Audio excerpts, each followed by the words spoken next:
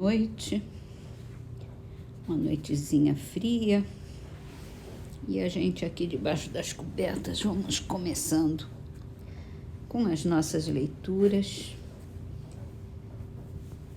procurando conhecer um pouquinho mais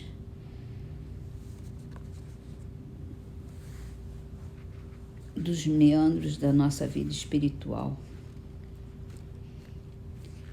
E é o livro Mantras de Vida, de Loester, psicografado por João Nunes Maia, que diz: medito muito nos ensinos do Cristo, para que ele me apareça no deserto de mim, como fez com Paulo em Damasco.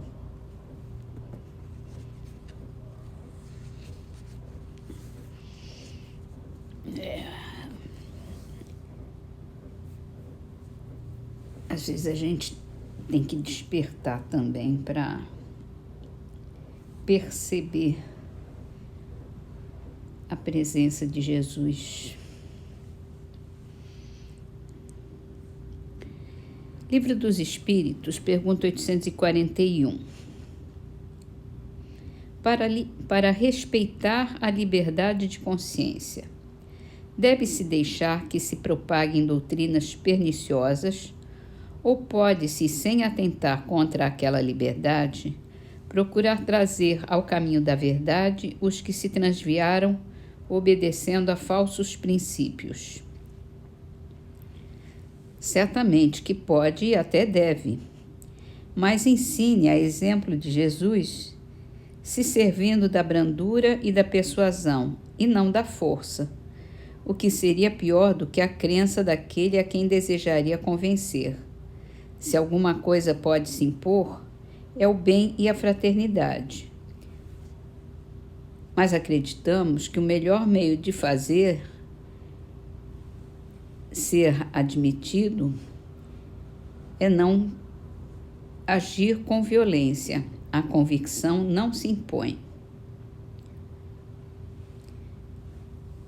Com certeza.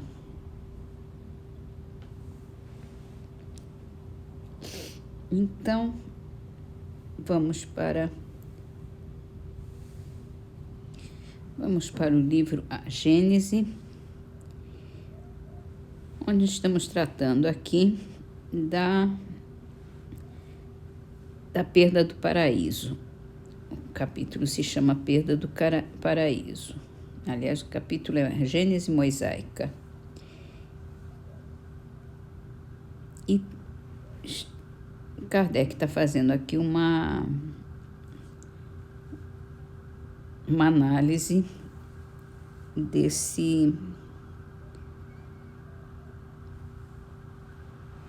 das passagens da Gênese. Qual, então, em definitivo, a falta tão grande que mereceu acarretar a reprovação perpétua de todos os descendentes daquele que a cometeu?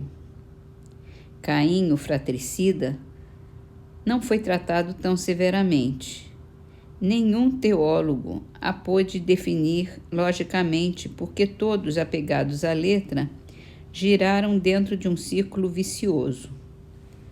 Sabemos hoje que essa falta não é um ato isolado, pessoal, de um indivíduo, mas que compreende, sob um único fato alegórico, o conjunto das prevaricações de que a humanidade da Terra, ainda imperfeita, pode se tornar culpada e que se resumem nisso, infração da lei de Deus. Eis porque a falta do primeiro homem, simbolizando este a humanidade, tem por símbolo um ato de desobediência.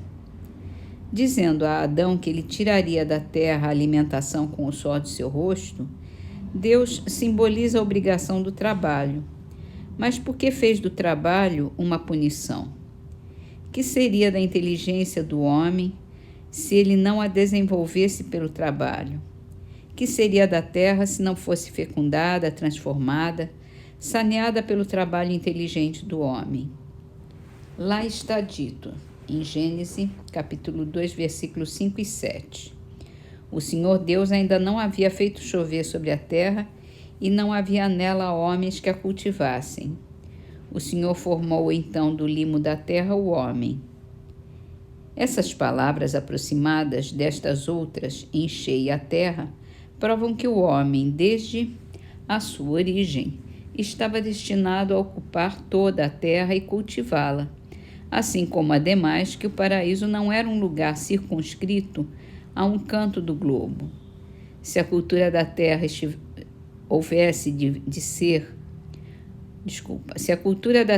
houvesse de ser uma consequência da falta de Adão, seguir-se-ia que se Adão não tivesse pecado, a terra permaneceria inculta e os desígnios de Deus não se teriam cumprido. Porque ele disse à mulher que, em consequência de haver cometido a falta, pariria com dor. Como pode a dor do parto ser um castigo quando é um efeito do organismo e quando está provado que é uma necessidade fisiológica? Como pode ser a punição uma coisa que se produz segundo as leis da natureza? É o que os teólogos absolutamente ainda não explicaram e que não poderão explicar enquanto não abandonarem o ponto de vista em que se colocaram. Entretanto, podem se justificar aquelas palavras que parecem tão contraditórias. Notemos, antes de tudo, que se no momento de serem criados os dois, as almas de Adão e Eva, tivessem vindo do nada, como ainda se ensina, eles haviam de ser bisonhos em todas as coisas. Haviam, pois, de ignorar o que é morrer. Estando sós na terra como estavam, enquanto viveram no paraíso, não tinham assistido à morte de ninguém. Como então teriam podido compreender e em que consistia a ameaça de morte que Deus lhes fazia? Como teria Eva podido compreender que parir com dor seria uma punição, visto que, tendo acabado de nascer para a vida, ela jamais tivera filhos e era a única mulher existente no mundo? Nenhum sentido, portanto, deviam ter para Adão e Eva as palavras de Deus. Mal surgidos do nada, eles não podiam saber como nem por que haviam surgido dali.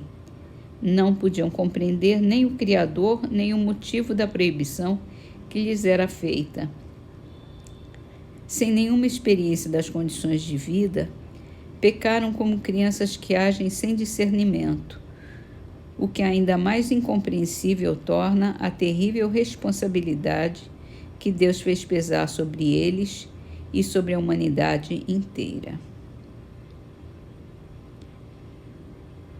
É uma história que a gente tem que ler com olhos de ver, ouvidos de ouvir.